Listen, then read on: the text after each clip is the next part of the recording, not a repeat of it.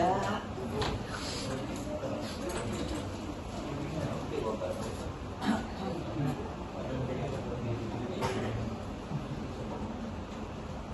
Kami mulakan sesi forum pada petang ini.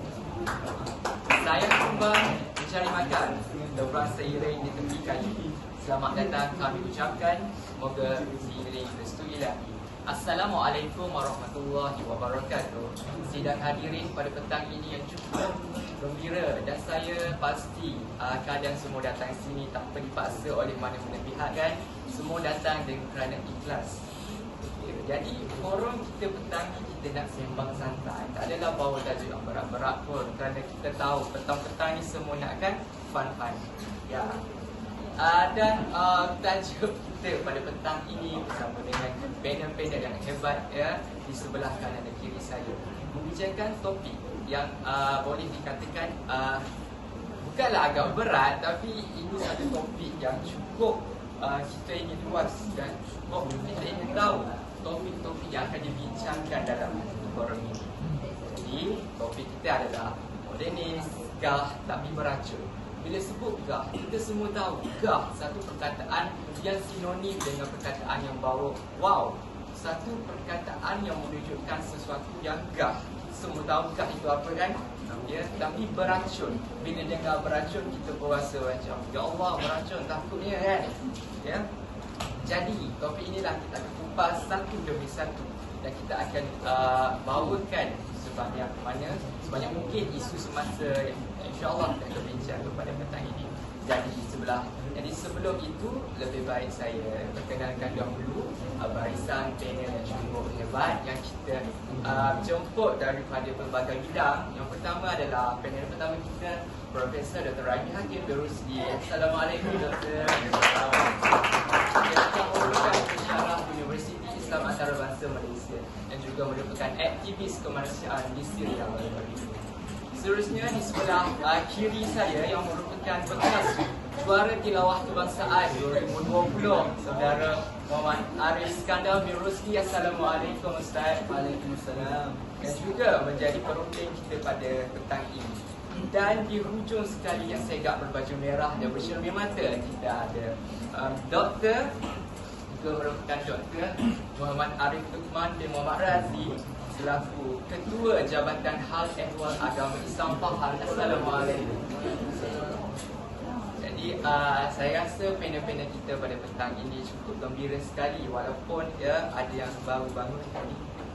Itu bukan penghalang untuk kita terus menyampaikan dan menyambung dengan dakwah kita pada petang ini insya-Allah.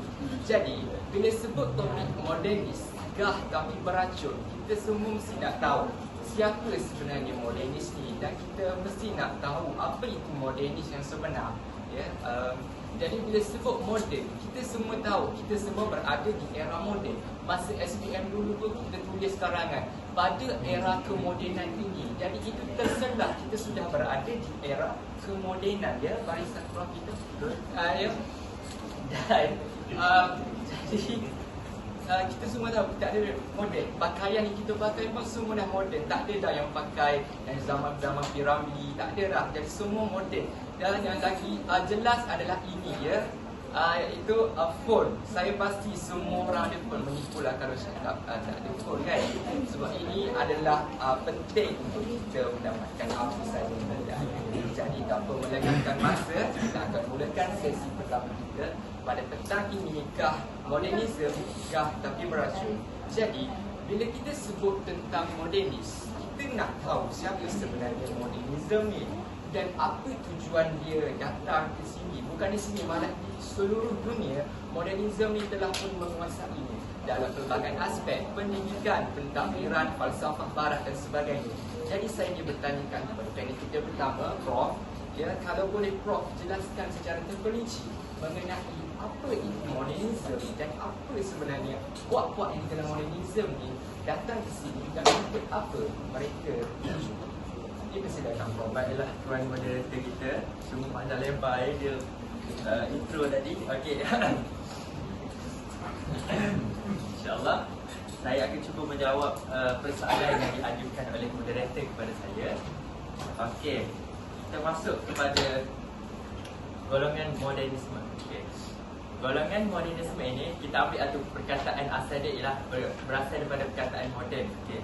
Moden bermaksud sesuatu yang baru ataupun dia mengikut masa daripada dulu. Okay. Dia berkembang mengikut teknologi semasa itu. Sepanjang perkembangan tu dipanggil kemodenan. Okay. Macam negara kita kan, bangunan dah tinggi-tinggi, teknologi dah semakin canggih. Macam cakap tadi, tipulah kalau orang tak ada phone kan. Semua ada. So situlah kita bagi kemodenan. Okay. Disebabkan oleh kemodenan ini, munculnya golongan modernisme. Okay, siapakah golongan modernisme itu? Golongan modernisme ini ialah suatu gerakan kebudayaan dalam seni budaya, seni bina, muzik kesetaraan. Okey, gerakan ini menekankan kuasa manusia mencipta, membaiki dan membentuk semula persekitaran mereka dengan bantuan ilmu sains, teknologi dan uji kaji praktikal. Okey, selain itu, golongan ini juga dia mengatakan bahawa sesuatu perkara yang dilakukan oleh masyarakat dahulu, masyarakat macam umat dahulu lah, okay, tidak lagi relevan pada masa kini. Contoh hukum pada zaman dulu, lepas tu nak ke bawa ke zaman sekarang, kan sekarang timbul banyak isu. So dia orang macam tak boleh pakai lah hukum ni, okay, kita buat hukum baru. Dia macam nak pembaharuan dalam suatu persekitaran. Okay. Siapa di golongan ni? Golongan modernisme. Sebenarnya di Malaysia ni sudah ada golongan ini. Saya bagi contoh satu, golongan liberal. Golongan liberal merupakan antara golongan yang baru. Bukan zaman dulu mungkin tak ada, Allah Allah. Tapi muncul golongan ini pada masa ini. Dia ditirau golongan ini dia golongan ini dia menitik beratkan kebebasan setiap individu untuk mengamalkan agamanya. Okey.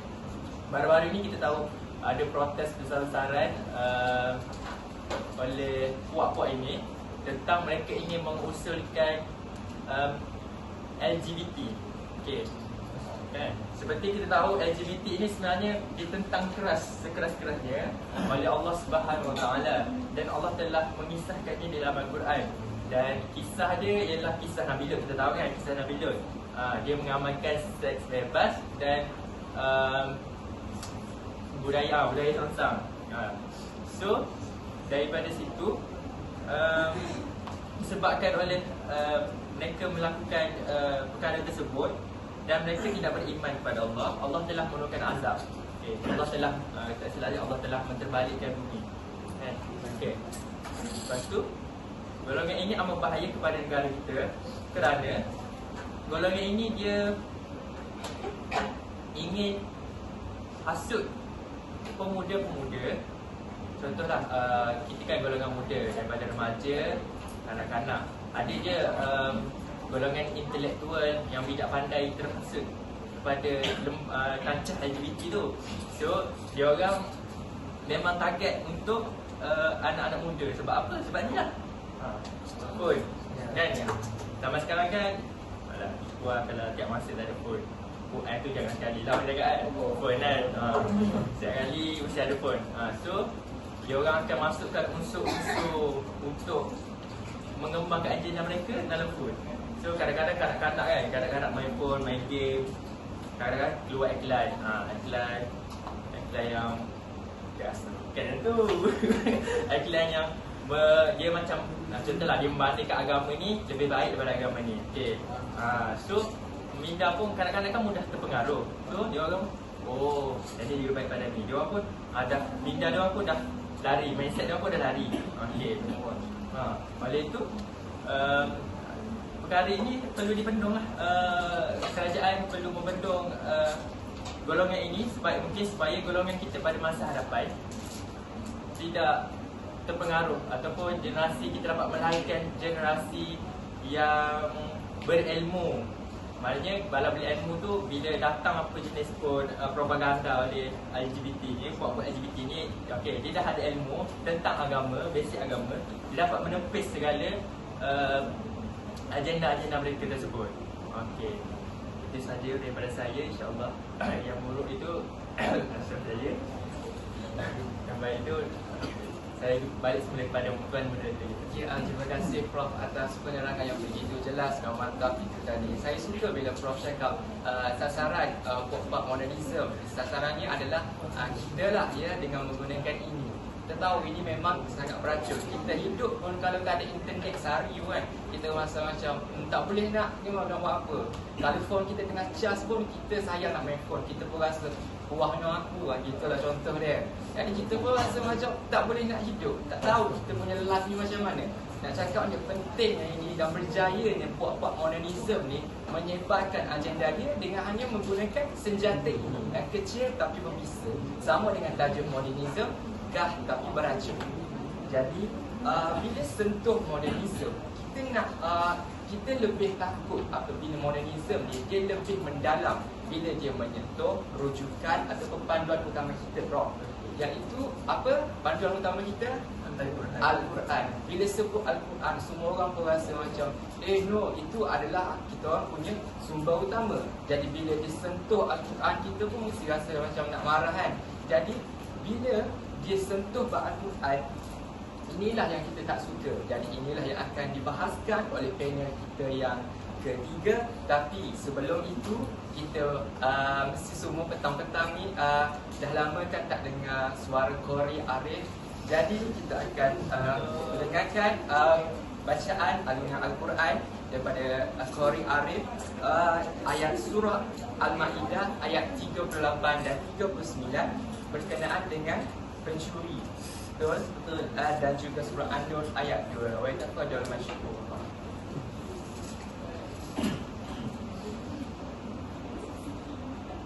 A'udzu billahi minasyaitonir rajim.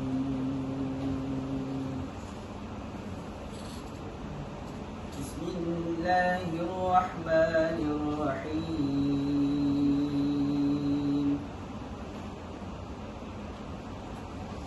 والسارق والسارقة فاقطعوا أيديهما جزاء بما كسبا نكالا من الله والله عزيز حكيم. فمن تاب من بعد ظلمه وأصلح فإن الله يتوب عليه إن الله غفور رحيم.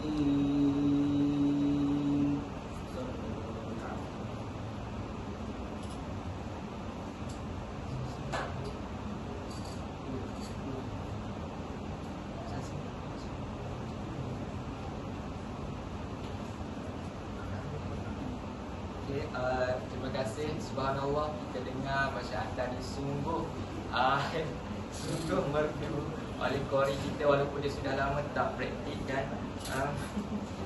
Jadi terima kasih. Sebenarnya ayat itu menjelaskan kepada kita tentang hudud, di mana dalam Al-Quran itu sendiri dah jelaskan kepada kita tentang hukuman yang akan dikenakan kepada mereka yang mencuri, iaitu apa, Prof?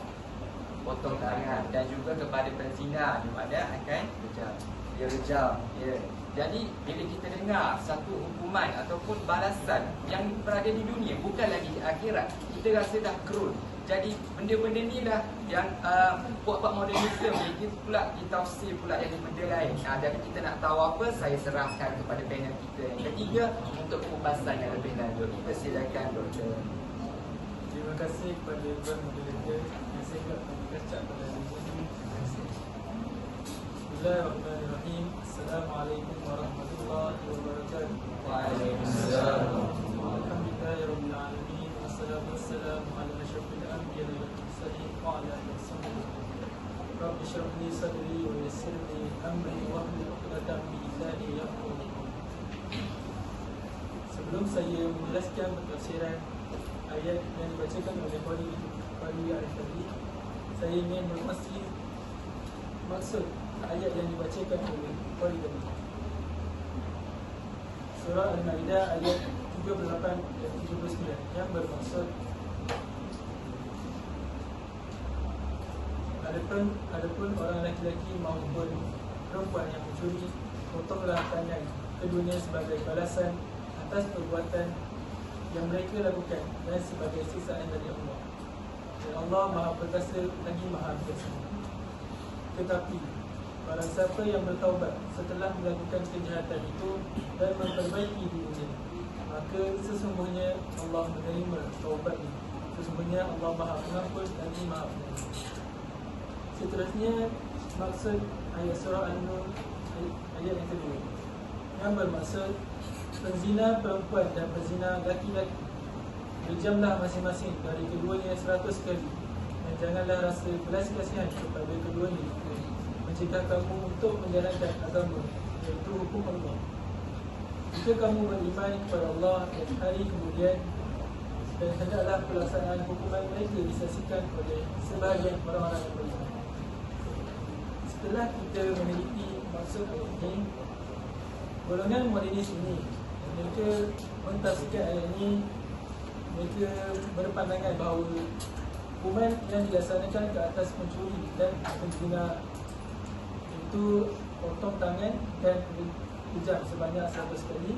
Mereka beranggapan bahawa hukuman ini berbentuk siksaan, iaitu berbentuk kekerasan. Jadi mereka telah menolak sewenang-wenangnya firman Allah yang telah difirman dalam Al-Quran, dan ulama pun telah memfatwakan hukum hudud ini bahawa hukum hudud ini wajib dilaksanakan, tapi mereka menolak sebaliknya. Secara kasarnya kita dapat lihat bahawa hukuman hudud ini memanglah nampak macam kasar, kejam, tapi kita perlu ambil daripada sudut positif, bahawa sudut positifnya hukuman ini dapat membentuk moral masyarakat Islam, mendidik jati diri dan melahirkan rasa insaf supaya orang lain tidak mengulangi perbuatan tersebut. Dan mereka tahu bahawa hukuman ke atas perbuatan jahat itu sangatlah berat. Contohnya, jika kita lihat di negara yang melaksanakan hukum syariah, iaitu hukum hudud, kebiasaannya mereka akan melaksanakan hukum hudud ini di tempat khalayak ramai. Contohnya di pekarangan masjid, untuk mereka bagi orang ramai lihat hukuman ini dilaksanakan, untuk melahirkan rasa insaf, mendidik moral mereka, menguatkan jati diri mereka sebagai seorang Islam. Secara tidak langsung juga, kadar jenayah yang berada di dalam negara tersebut dapat dikurangkan. Contohnya negara Afghanistan, Arab Saudi, mereka melakukan hukuman hudud ini di tempat masjid. Dan itu saja, saya serahkan lagi kepada mereka. Okey, terima kasih kepada Dr. Arif atas penerangan mengenai terjemahan ayat surah Al-Ma'idah ayat 38 dan 39 dan surah An-Nur ayat 2 itu tadi. Jadi penerangan itu kenaan dengan apa yang ditafsirkan oleh modernisme lah di dalam tafsir ayat suci Al-Quran itu. Jadi di sini kita tengok bahawa dia tafsirkan kepada hukum wajib, kepada hukum harus, kan? Ya, jadi memang kita tahu hudud ni wajib. Allah dah sebut dalam Quran itu wajib. Tapi pokok modernisme ni pandai-pandai dia untuk Nepal dia cakapkan bahawa hukum hudud ini adalah tidak wajib, dah harus. Ya, jadi semua tahu bahawa hudud ni bukanlah untuk menunjukkan Islam itu agama yang kekerasan, tetapi agama yang betul-betul menjalankan hukuman dan mendidik masyarakat kita untuk supaya lebih berhati-hati dan tidak melaksanakan benda-benda buruk lah, seperti kejahatan, seperti zina, mencuri dan lain-lain lagi. Jadi sebenarnya kita akan ada satu sesi lagi, sesi yang kedua. Jadi sementara itu kita nak menguji para hadirin yang hadir pada petang ini, ya, dengan soalan kuis yang bukan daripada saya soalan ni, tapi daripada panel-panel kita yang segak ini. 3 orang panel ni yang akan sendiri bagi soalan berdasarkan apa yang mereka telah pengembangan tadi, ya. Dan Kori juga akan bagi soalan. Jadi saya akan serahkan soalan yang pertama kepada panel kita yang pertama, Profesor Dr. Rayu. Silakan, Prof. Baiklah. Okey. Yang ni kita santai-santai ya. Okey. Ada dia? Ada. Ada. Okey. Okey, soalannya mudah je. Berdasarkan apa yang saya terang tadi. Okey, soalannya ni. Golongan modernis, iaitu saya terang lagi golongan liberal ni. Okey. Siapakah yang menjadi sasaran utama dan apakah sebab dia menyasarkan golongan tersebut? Apa nak jawab? Siapakah yang menjadi sasaran utama? Apa? Siapakah jadi sasaran utama dan apakah sebab dia menyasarkan golongan Apakah tersebut? sebab dia menyasar? Siapakah yang menjadi sasaran utama dan apakah sebab dia menyasarkan golongan? Apa nak jawab agak lagi? Ya, kita harap penonton boleh jawab dengan cepat sebab kita takut masa. Oh, okay. Cik baju kuning tak jawab. Bagi tahu nama dan dari mana. Dari cik baju kuning.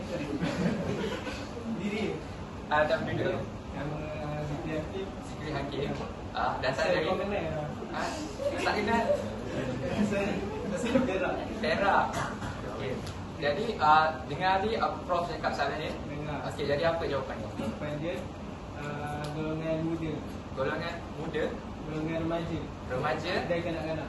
Okey, betul Prof? Betul, sebab Sebab golongan ni mudah pengaruh. oh,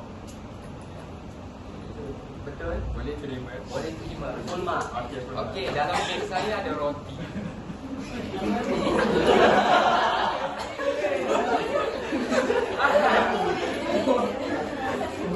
Tahniah kepada Zikri dari Perak.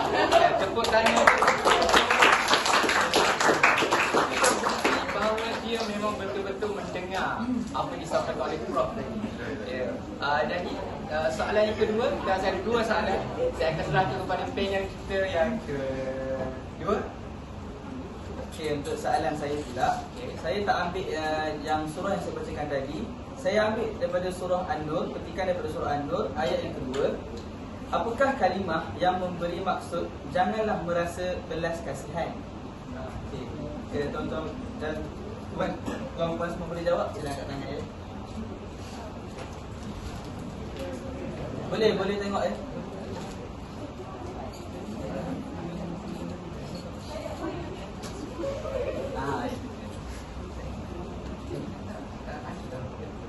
Anda semua boleh tengok ya. Jawapan tak ada dia masalah. ada Dia dalam- siapa yang cepat? Ya. Ya.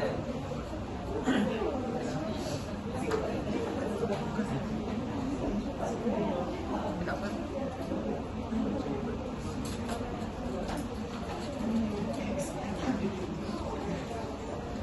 Ada ke?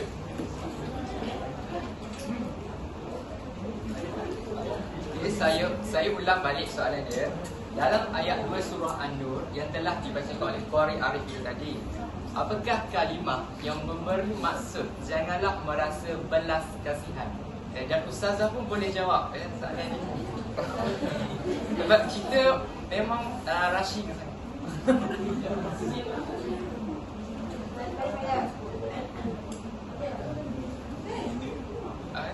Sweat. Wala ta'khuzukum Bima. okey, mana ni jawapannya? Ya, betul. Wow.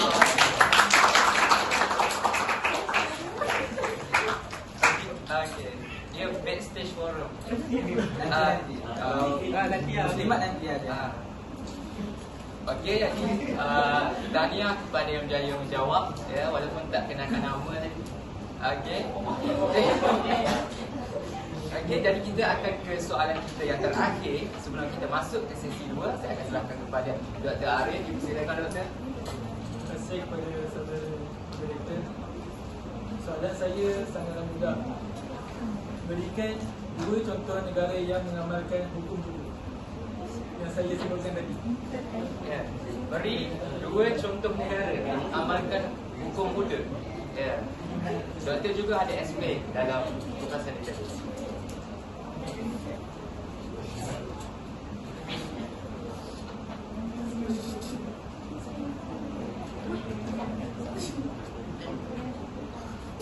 Kalau boleh cepat sikit ya. Ada 2 minit saja.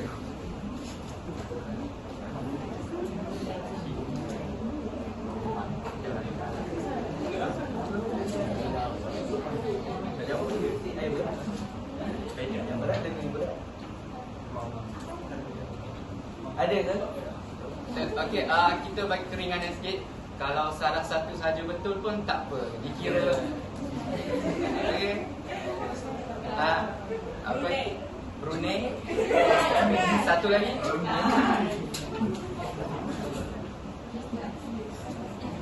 Ai, apa? Ya. Apa? Okey, mana-mana doktor pun Brunei dan kota. Kurang tepat. Tepat. Ada ke yang lain? Ada ke yang lain? Okey, tu pun ada jawapan lain. Jawapan lain. Silakan. Silakan. Siapa ni? Betul. Bukan. Bukan. Clue dia negara yang umat Islam pergi untuk menunaikan haji. Okey, satu lagi yang lain. Dia dah jawab. Kalau sama-sama tak boleh. Silakan. NT. Okey. Silakan. Satu lagi negara yang dia baru memerintah dan orang panggil dia Taliban. Ya. Kalau sungguh banyak. Cepat dua negara yang sama hukum. Cepat ya, cepat.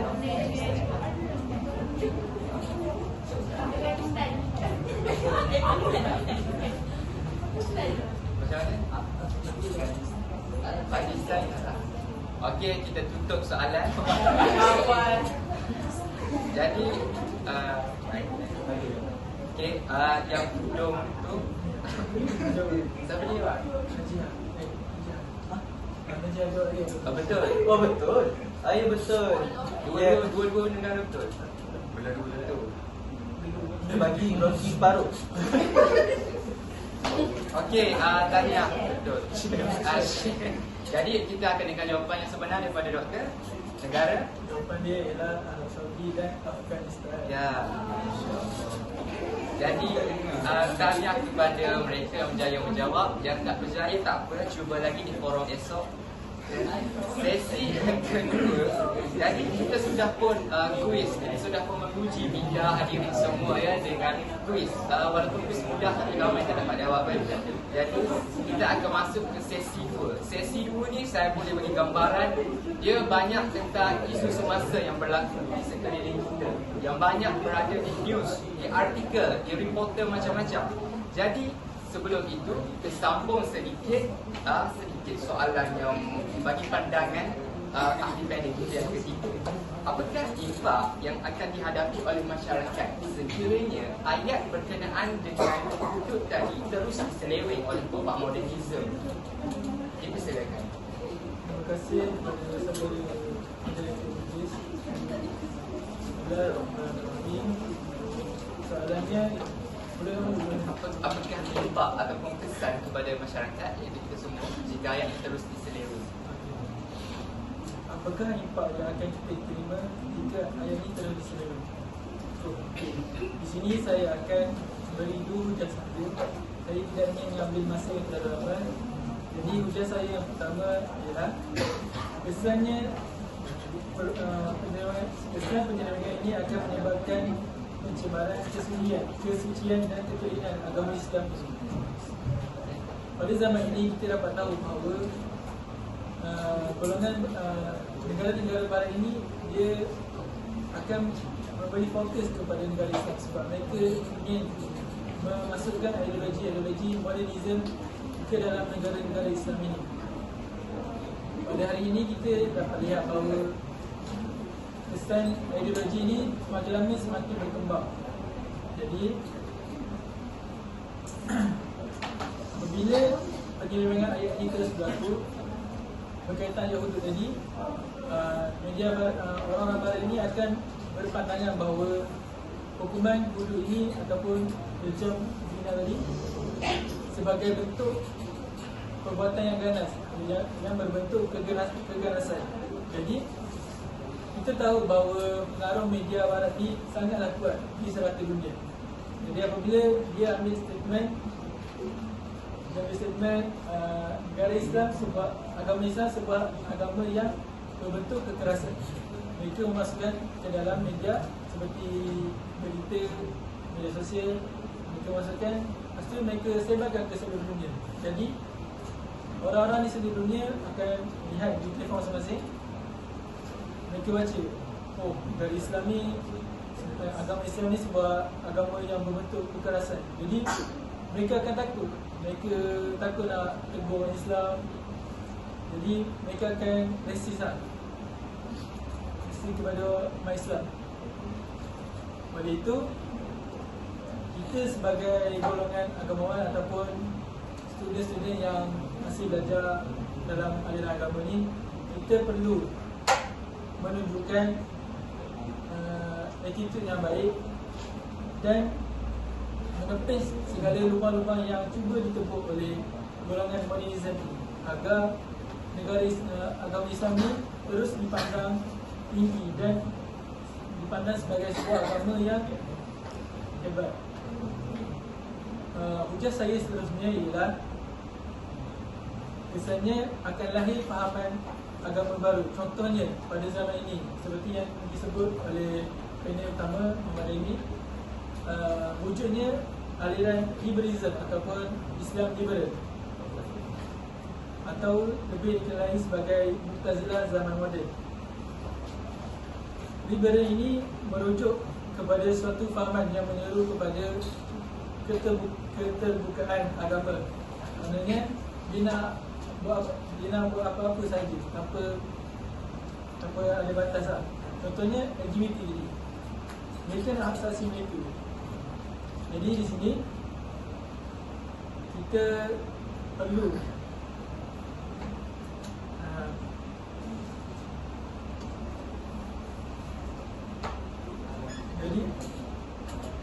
jadi di sini kita perlu menentang fahaman ini agar tidak disebarkan secara meluas lagi, kerana perbuatan ini dapat memecah belahkan umat Islam dan melahirkan lebih ramai lagi fahaman agama baru. Dan itu sahaja. Terima kasih Doktor atas jawapan yang begitu sangat bernas. Walaupun soalan itu sebenarnya dia aras tinggi, soalan yang berbentuk kita panggil kebat lah, kemahiran berfikir aras tinggi. Jadi sekarang kita akan masuk ke isu semasa. Okey, yang mana saya pasti semua pasti tahu tentang konspirasi kan, dan siapa kat sini minat konspirasi. Di dalam ini kita nak highlightkan bahawa walaupun modernisme, kita tak semestinya masuk ke dalam dunia yang kita sudah tahu seperti dunia pendidikan, dunia hiburan, itu semua kita dah tahu. Tapi ini adalah sisi kemodenan yang lain. Maknanya modernisme ni dia nak hasut kita punya brain dengan cara yang lebih halus dan orang tak perasan. Jadi saya pasti siapa yang selalu dengar ceramah Ustaz ni kan, berkenaan dengan New World Order dan juga konspirasi, siapa yang layan YouTube channel Prismate pasti akan tidak sabar dan tidak akan mengantuk bila mendengar kupasan daripada sebelah kiri saya ini, Ustaz Muhammad Arif Iskandar Berosli berkenaan dengan isu ini. Dipersilakan Ustaz. Terima kasih moderator. Okey, seperti yang anda tahu, Freemason ni, apakah maksud Freemason tu sendiri? Freemason ni sebenarnya dia dah lama bertapak dekat bumi Malaysia ni. Okey, dia orang claim Freemason tu sebagai organisasi yang menyimpan logi. Okey, ni yang dia orang claim sebenarnya.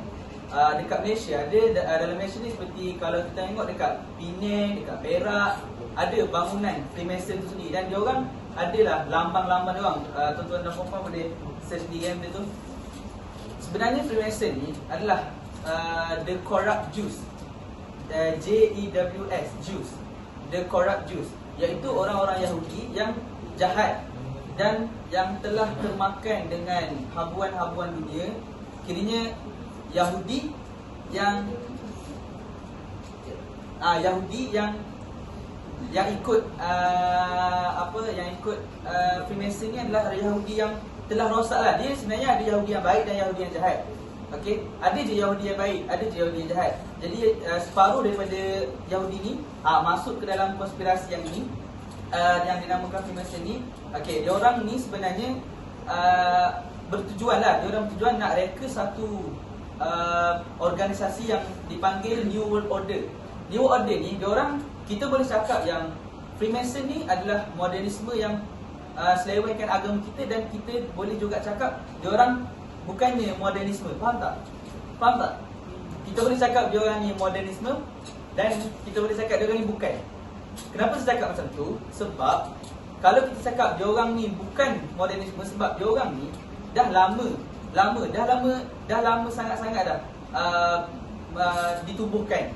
Diorang ditubuhkan ni tak silap saya selepas Palestin dihancurkan. Dululah zaman bila Allahualam saya tak ingat, di bumi Kan'an. Okey, korang boleh search benda tu, di bumi Kan'an. Jadi setelah tu diorang ni dihancurkan, diorang dimusnahkan. Jadi diorang ni diambil ke negara dan dihantar ke negara Babylon. Okey, separuh daripada diorang dihantar ke negara Babylon. Babylon tahu kat mana kan? Tahu. Okey, diorang dihantar ke negara Babylon.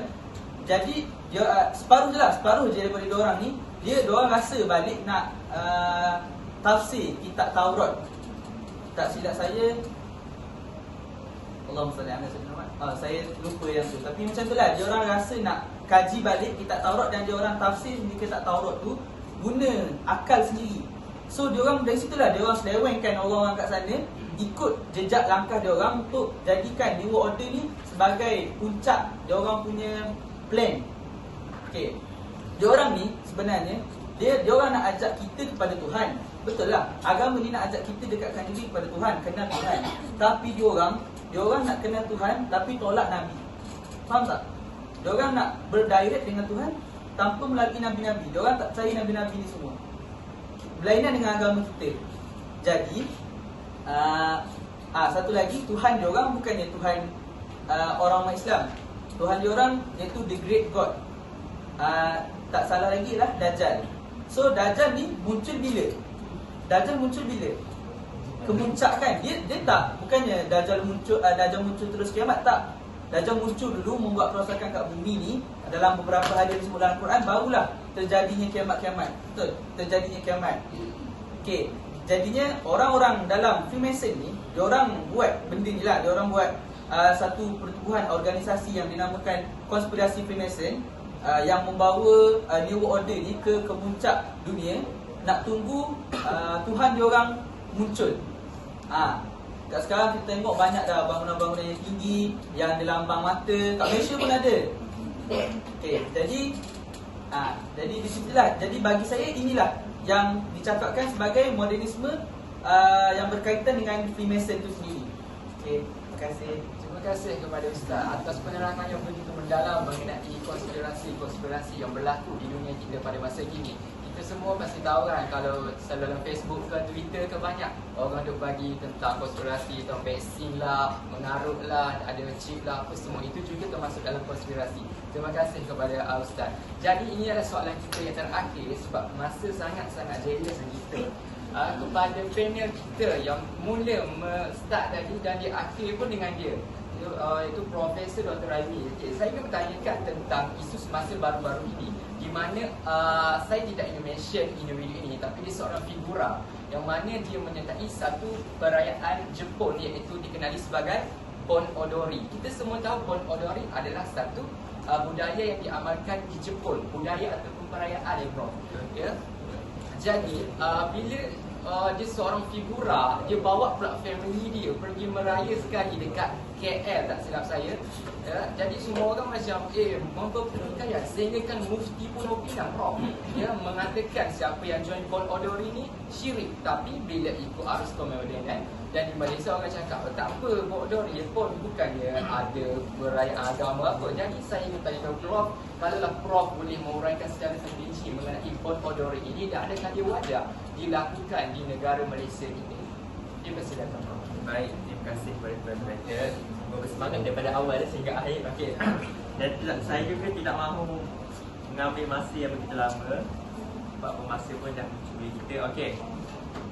Saya akan menceritakan sedikit tentang apa itu Pon Odori. Okey. Nak dengar tak apa itu Pon Odori? Tak. Nak. Okey. Pon Odori ini merupakan satu perayaan orang Jepun yang beragama Buddha, di mana mereka mempercayai bahawa roh nenek moyang mereka datang pada hari tersebut. Macam dia sambut tu untuk meraihkan roh nenek moyang mereka. Okay, mereka sambut pada 13 hingga 16 Ogos pada setiap tahun. Okay. Perayaan mereka berlangsung selama 4 hari tadi lah, 13, 14, 15, 16. Macam kita Raya Haji ke Raya tu 2 hari sehari lah. Dia banyak hari. Okay. Puan ada hari ni macam tuan moderator kita cakap, dia daripada Jepun, dia bawa ke Malaysia. So orang-orang kita ni macam ada perayaan. Okay, ada perayaan baru. So dia orang menganggap kan golongan modernis kan pembaharuan kan. Dia orang tak ada apa pun. Okay, sebenarnya Islam melarang kita untuk menyambut apa-apa jenis perayaan. Okay. Para ulama telah bersepakat bahawa hukum menyertai perayaan agama lain sama ada dengan ucapan atau tindakan pada pakaian, makanan atau minuman adalah haram jika bertujuan untuk mengagungkan hari perayaan tersebut.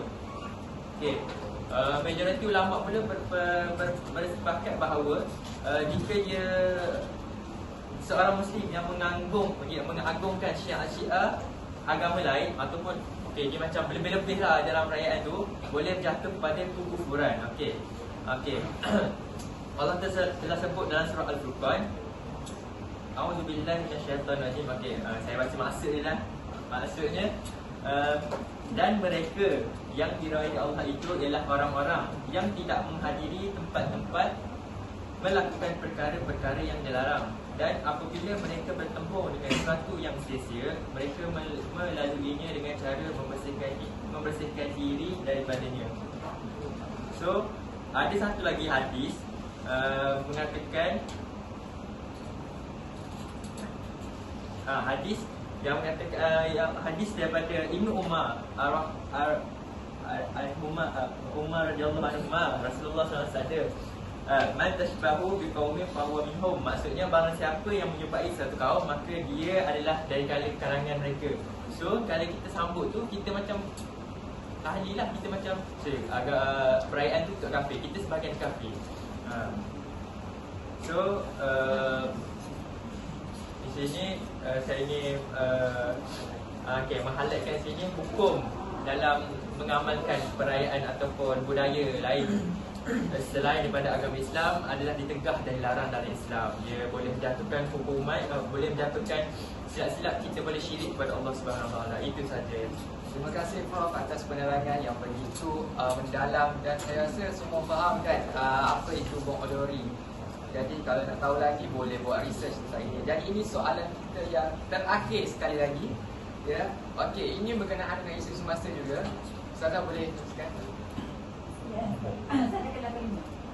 Ini dulu. Okey.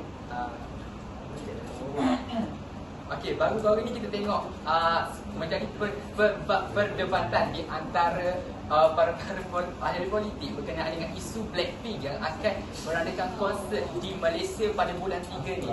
Jadi puak-puak orang atas ni dia berdebat, kata Malaysia majoritinya beragama Islam, ya, betul? Jadi bila nak buat konsert Blackpink ni orang fikir macam tak payahlah buat, tak payah buat. Jadi saya akan persilakan kepada Ustaz untuk menerangkan lebih lanjut mengenai isu ini. Silakan Ustaz. Okey, terima kasih. Okey, saya teruskan menggunakan masa kita. Okey, sebenarnya Islam ni adalah agama yang menjaga, bukan yang melarang. Dan dari situ kita faham Islam dia bagi je anak muda kita ni hiburan. Cuma taklah melebih. Dan satu lagi, Islam ni sebenarnya artis kan. Contohnya apa tadi, Blackpink kan. Blackpink, saya tak tahulah, saya tak minat Blackpink ni. Jadi saya tak tahu macam mana background Blackpink ni sendiri. Contoh baru ni yang Billie Eilish tu kan.